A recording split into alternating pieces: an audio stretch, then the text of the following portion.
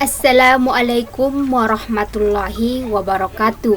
Perkenalkan, nama saya Holija. Saya dari Prodi Pendidikan Matematika semester 1. Di sini saya akan menjelaskan tentang pengenalan ilmu kimia. Ilmu kimia merupakan bagian dari ilmu pengetahuan alam atau sains yang perhatian utamanya tertuju pada apa dan bagaimana materi atau zat itu.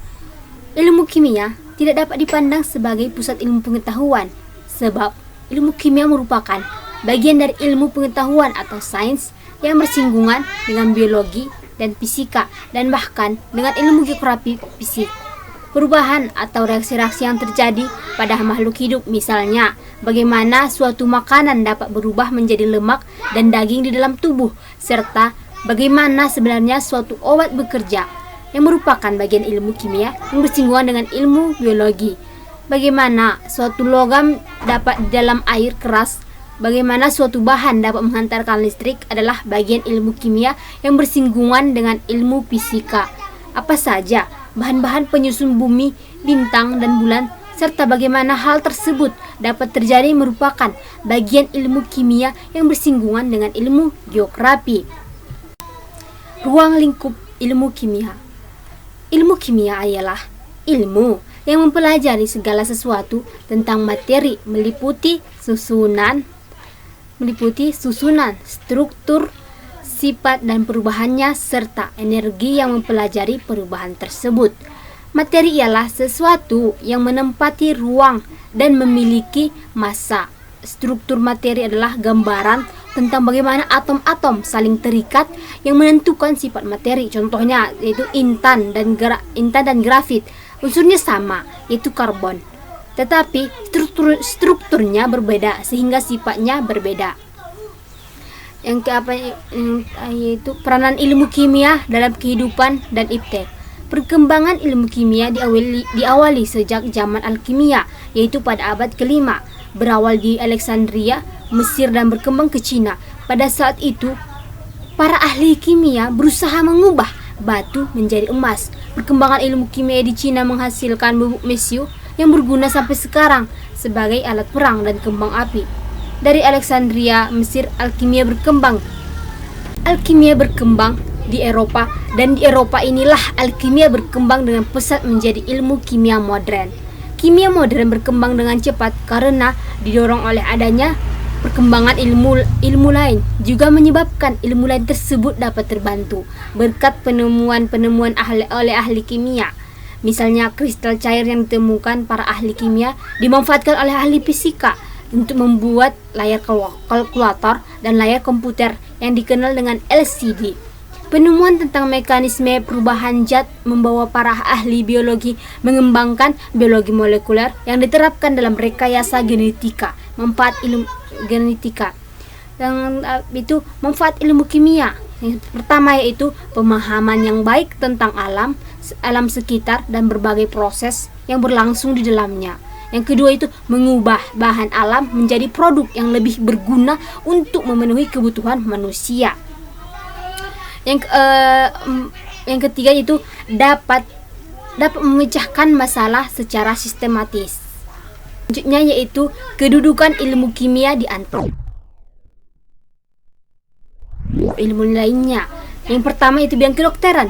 Adanya obat-obatan yang dibuat berdasarkan riset kimia. Yang kedua itu bidang pertanian, penggunaan pupuk untuk menyuburkan tanah dan pestisida untuk membasmi hama dan penyakit tanaman. Yang ketiga itu bidang geologi, proses penentuan unsur-unsur yang menyusun mineral dan tahap pendahuluan untuk eksplorasi menggunakan dasar-dasar kimia. Yang keempat itu bidang biologi, proses kimia berlangsung dalam makhluk hidup yang meliputi pencernaan makanan, pernapasan, metabolisme, fotosintesis, dan lain-lain.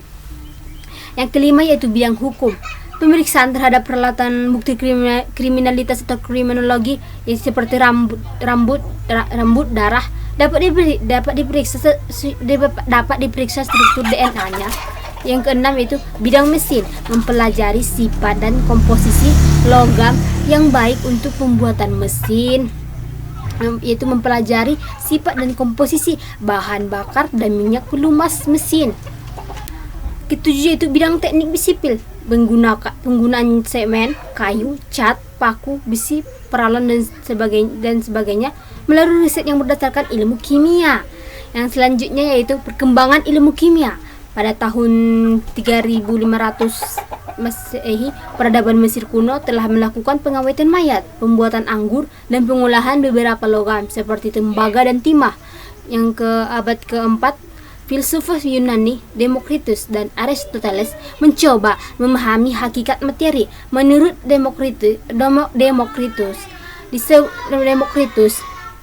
materi terdiri dari partikel yang kecil disebut atom, sedangkan Aristoteles mengatakan bahwa materi terbentuk 4 jenis unsur, yaitu tanah, air, api, dan udara. Sedangkan abad pertengahan, para ilmuwan Arab dan Persia telah dapat membuat berbagai jenis zat seperti alkohol, arsen, zin, asam hidrida, asam sulfat, dan asam nitrat. Juga pengubahan beberapa logam seperti besi, tembaga, zinc, dan emas. Ahli kimia Arab terkenal yaitu Jabir ibn Hayyan. Yang selanjutnya itu pada abad 18 Masehi, lahir kimia modern ketika Antonin Laurent Lavoisier, ahli kimia menemukan hukum kekekalan massa. Tahun 1803, John Dalton mengajukan teori atom yang pertama. Dan selanjutnya itu macam-macam ilmu kimia. Yang pertama itu kimia organik, memusatkan kajian tentang senyawa organik seperti alkohol, bensin, dan solar, dan lain-lain. Kimia anorganik, kajian pada senyawa-senyawa anorganik seperti garam, mineral, dan lain-lain. Yang yaitu biokimia, mengenai sifat dan komposisi senyawa meliputi karbohidrat, lemak, protein, dan lain-lain. Kimia analitik, berkaitan dengan penentuan kimia kualitatif dan kuantitatif. Kimia lingkungan, mengkaji masalah lingkungan. Kimia inti mengenai zat radioaktif. Kimia farmasi, mengenai pemisahan, pembuatan, dan pengembangan bahan alam untuk obat. Kimia fisik, berkaitan dengan ilmu fisika. Kimia pangan, yaitu pengembangan kualitas pangan. Cukup sekian yang dapat saya sampaikan, dan kurang dan jagalnya saya mohon maaf. Wabillahi taufiq wal hidayah. Assalamualaikum warahmatullahi wabarakatuh.